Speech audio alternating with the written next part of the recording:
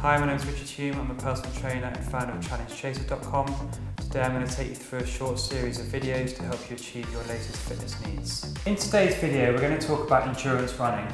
Anything endurance just requires repetition after repetition after repetition. It's not particularly interesting, but it's something you have to do. And if you do these exercises to the extent that I mentioned, then you'll actually find you start getting stronger towards the end of the race, which is not only beneficial to yourself, but whilst everybody else is getting weaker, you start ticking off all the athletes ahead of you to hopefully win the race. We're going to focus on 3 exercises today. The first one is called over the tops. Very simply, all you need is a raised platform, in this case a step. You're going to start off with 1 foot in the middle on the step and 1 foot off, and very simply just hop your way over to the other side, always keeping 1 foot in the middle. Very simple exercise. You can do 100 of these without any weights.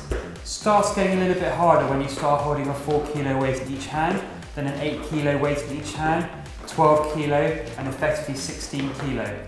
Doing 100 repetitions of those with each of those weights in your hand, it gets really quite hard work.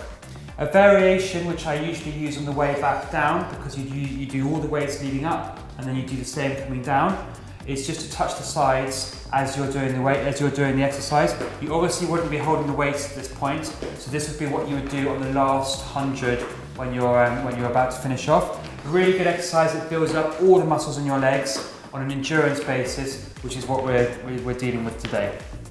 The second exercise is effectively a lunge, but it's a slightly more exaggerated lunge, which requires a little bit more of a hop, and therefore, again, requires a little bit more stamina within your legs. Very simply, starting off with feet next to one another, you take one long stride out with you, okay, and then you come into the lunge position. Holding it there, instead of coming back to the starting position, you literally hop into the second lunge, backwards and forwards. Like the over the tops, we can do this holding various weights in our hands. I personally wouldn't go longer than or heavier than 7 or 8 kilos in each hand. It does put quite a lot of strain on your knees. One really good thing about this particular exercise is it helps your knee stability, which in a long distance run of a marathon, 50 miles, 100 miles, 135, whatever you're running, is really important your knee can take the pressure. The final exercise is basically a single-legged squat. We use it in a sort of hopping motion. So very simply, all you do is stand up nice and upright, lift one leg up in the air. You must do it with both legs in the long run. Okay, and you literally just hop off, make sure you go airborne, and then go as low as you feel comfortable on the way down, and then up and down.